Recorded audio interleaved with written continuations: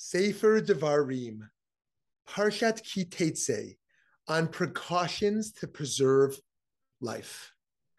Parshat Teitzei consists entirely of long lists of laws, such as the obligation to return someone's lost property, the commandment to help a neighbor's animal up when it falls down, and peculiarly, a kind of building safety code. In Deuteronomy chapter 22, Moshe tells us, Ki tivne bait chadash ve'asita ma'akel lagagecha ve'lo tasim damim beveitecha ki yipol hanofel mimenu. When you build a new house, you shall make a parapet, a fence, for your roof, so that you do not bring blood guilt on your house, if anyone shall fall from it. Rashi comments that perhaps someone trespassing on your roof, for example, as a burglar, would deserve to fall. Nevertheless, Rashi says, his death should not be occasioned by your agency, for meritorious things are brought about through the agency of good men, and bad things only through the agency of evil men. The point here is that we are obligated to go out of our way to make our home safe. According to Maimonides, this means we must also build fences around our swimming pools.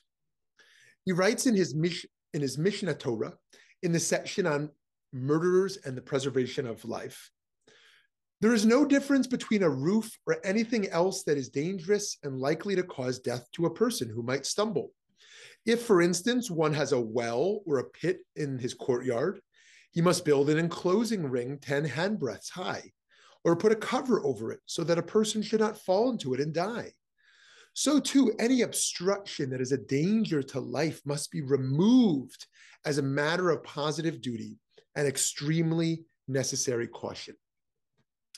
Fans of the show Curb Your Enthusiasm might recall the most recent season in which a man burglarizing Larry David's house falls into Larry's pool and drowns, and Larry is threatened with legal action because he didn't have a fence around the pool. The tradition here would have to side against Larry David. As Maimonides says, a pool needs a fence for the preservation of life. And as Rashi says, it doesn't matter that the man was there for nefarious reasons.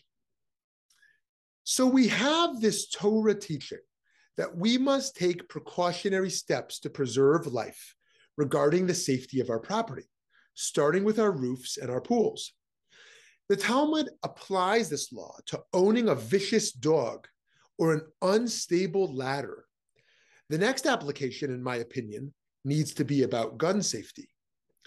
According to the organization Every Town for Gun Safety, from 2015 through 2020, a minimum of 2,070 accidental shootings by children took place in the US. These caused 1,366 injuries and 765 deaths. The same study found that 7 in 10 of the unintentional child shootings occurred in homes, whether in the home of the shooter, the victim, a relative's house, or another home. Unintentional shootings occurred most frequently when children were likely to be home over the weekend, in the summer, and during school holidays.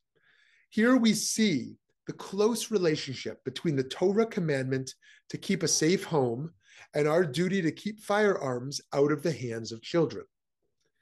Of course, the Jewish tradition also provides people with the right to defend themselves.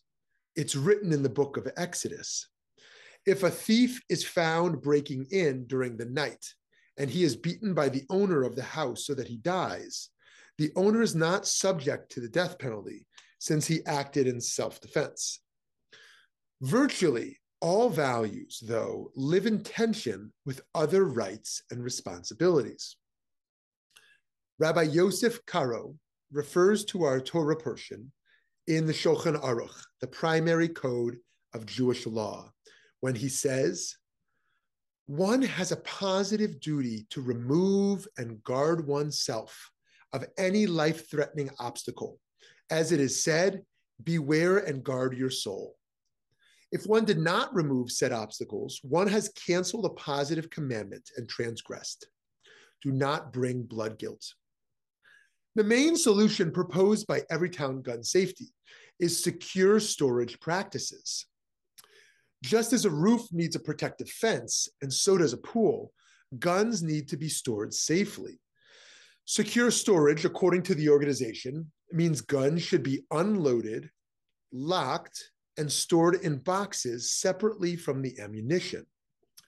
Beyond personal practices, we should be advocating on a political level for safe storage laws, which are deeply inadequate, especially in Arizona.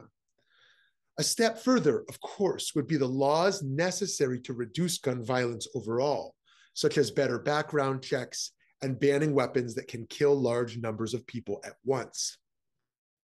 At minimum, though, this one Torah mitzvah demands that we make our homes secure places for all. And this, Judaism teaches, especially includes taking precautions for risks that might seem remote. And to really embody what this commandment means, each of us should be thinking about what are ways that I might be indirectly harming others or indirectly putting others at risk.